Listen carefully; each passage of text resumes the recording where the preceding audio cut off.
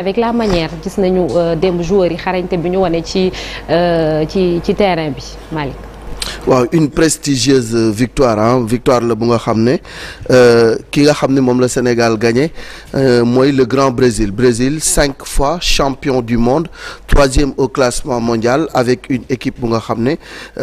voilà c'est le Brésil le vrai Brésil parce que indi wuñu équipe bi nga xam ne moom la ñu yaakaar moom la ñu indi booy xool peut-être Neymar moo ci manqué ak Rodrigo à part ça c'est le grand Brésil face au grand Sénégal champion d'Afrique donc dès le départ li nga xam ne moom la ñu remarqué déjà moo di ni ci taxawaayu équipe bi Aliou a fait des choix très forts yuy wane ni xam na équipe bu muy fubalal parce que bu fekkee da ngay fubal ak une équipe brésilienne bu dans la maîtrise du jeu ñoom ak dans la maîtrise collective dafa am lu nga xam ne seen yëf la da nga koy bàyyi ak ñoom parce que quand tu laisses l'initiative du jeu à l'adversaire li nga xam ne moom ngay njëkk a def mooy am taxawaay bu baax mooy l'organisation tactique et l'organisation défensive moom mooy nekk le premier élément tactique d'une équipe de football bu fekkee ni da nga ni bal bi naa la ko bàyyil mais naa nangoo souffrir alors loolu la ñu gis au départ parce que boo xoolee au milieu du terrain da ngay gis ni il y avait pratiquement 3 milieux défensifs ndax Pathé Ciss moom moo fa nekk Nampalys Mendy ak Pape Gueye donc ça veut dire que il était prêt à contenir les assauts des Brésiliens maintenant dans le redéploiement offensif da nga am ñaari flèche ci kanam muy Ismaïla Sarr ak Sadio Mané donc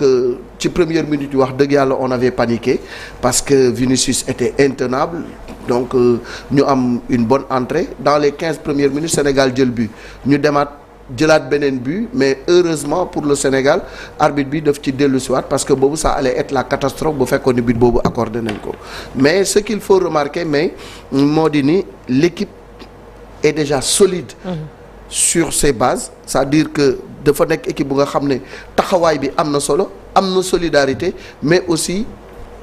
li nga xam ne moom la ñu gën a remarqué mooy engagement physique bu nga xam ne moom la ñu imposer brésiliens yi ba à un certain moment ñoom dañu mujj teggi seen tànk l'impact physique était là l'envie était là la détermination était là donc le Sénégal véritablement dafa ñëw wan Brésil ni tactiquement on est en place mais surtout sur le plan mental parce que jël un but dès les 10 premières minutes jëlaat benn ñu bañ ko et reprendre le dessus face au Brésil il faut avoir un mental de fer et vraiment les garçons ont eu un mental d'acier et ils ont fait confiance en eux-mêmes et puis ils ont fait confiance aussi en leur métronome muy Sadio Mané quand on retrouve un Sadio Mané véritablement métronome du jeu maître du jeu sénégalais donc là le Sénégal se porte beaucoup mieux parce que démb gis nañu Sadio il était au four et au moulin même sur le plan défensif repli défensif yu doy waar la doon def dem na ba à un certain moment da ngay xalaat ni Sadio ak Ismaïla sax ay latéraux lañu parce que dañu ñëw jàppale gars yi mais véritablement c'était bien le coaching aussi était très bon donc il va falloir maintenant continuer à avoir des matchs de cette envergure parce que loolu mooy tax nga xam yow ban niveau nga toll ñun lan moo ñu doon handicapé dañuy football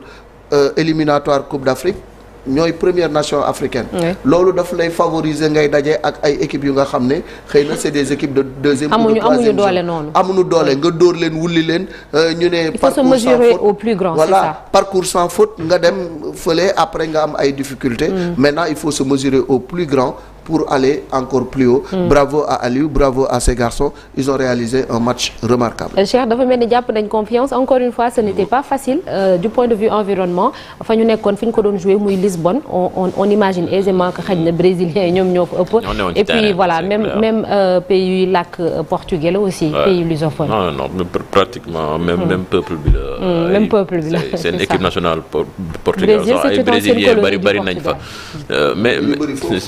mais match bi bon lu ci dal xel mooy on voit que quand même équipe Sénégal bi ils sont capables de se sublimer pour un grand match mën nañu l'équipe la boo xamee ni mën na bës parce que lii c'est vrai baax na ci parce que je pense que ñi ngi ci yoon pour conserver le titre de champion d'Afrique bi nga xam ne gagné woon nañ ko Cameroun ci Côte d'Ivoire te Côte d'Ivoire Coupe d'Afrique bu métti lañ fay nar a defi parce que déjà nous serons l'équipe à battre ba pare dañu am ay naataango yoo xam ne ni jamono ji dañoo taxaw pare jaamaarloog Sénégal bon li ñu gis nii dal na xel parce que on se dit que lii nii c'est pas moi je ne pense pas que on ait eu la meilleure équipe du Sénégal hier sur le terrain. Si parce que équipe bi am na ay absents am na ñoo xam ne mën nañ ko renforcer. Sadio Mané bi ñu gis démb. C'est vrai, on parle d'un très bon Sadio, mais moi je ne pense pas que c'était le meilleur Sadio Mané. Ba léegi sur le plan footballistique. ñëw bi des na. Ce qui veut dire que l'équipe peut encore monter en puissance. Je pense que dal na xel nañu ñaan yàlla. Sadio Mané am wér-gu-yaram ak Ismaïla Sarr. Surtout Ismaïla à chaque s'il est en bonne santé. wax dëgg fa yàlla équipe bu ko mën défense bu ko mën a téye amul. su changé woon club tamit dina ci doon gën a baax quoi mu jógee Watford deuxième division am club bu gën a mag. je pense que Sénégal dina ci doon gën a gagné et surtout que léegi avant-centre am nañ ko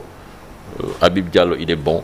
ki ko remplacé démb muy Jackson il est très bon. Boulaye Dia actuellement qui marche sur l'eau n'était pas là donc on se dit que on en a encore sous le pied. te loolu je pense que moom moo gën a dal xel ci li ñu gis démb. Chérif. waaw loolu baax na mais il faut nga am entraîneur boo xamante si day dégg daaj de parce que bu fekkee ne boo amee.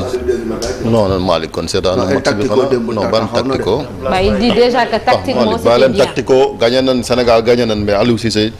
comme li ñu wax rek parce que déjà match contre le Bénin bi boo leen xoolee choix yi ay njuumte la woon parce que waxoon nañ fi la dernière fois ne munoo am koo xamante ni en tout cas ci bitim réew moo ëpp lim dugal nga jël ko teg démb bi mu ko jëlee démarré ak moom on a vu li nga xamante ni mooy Habib Diallo on parle pas de lui mais il a marqué un très joli but quand même et gis nañ tam taxawaay bi nga xam taxaw na ko imposer ko la défense brésilienne charnière bi aussi gis nañ changement yi nga xamante ni def na ko ci ñoom ñaxate yi nga xamante ni ñi ngi ci jëm ci wàllu woowu maintenant nag li des mooy moom sélectionneur bi aussi qu'il soit à la hauteur et au niveau parce que boo fekkante ni tam bëgg ngaa gagné entraîneur da ci am solo goo xamante ni yu ci bëri da ngay gis ni joueurs yooyu koy lijjanti match bi li fa nekk ce sont les joueurs quand même qui se sont débrouillés pour régler li nga xamante ni moom mooy wàllu woowu li ñu wax tamit Sénégal fi mu toll ci wàllu football war na quand même di défier les grandes nations ci wàllu football su ko defee aussi ñu mën a bokk comme ni ñu ko waxee ci cour des grands yi parce que sur le plan touristique booy football ak Brésil depuis hier lu ñu waxee maintenant image du Sénégal gën na cee jëm ci kaw parce que déjà Brésil rek du réew moo xam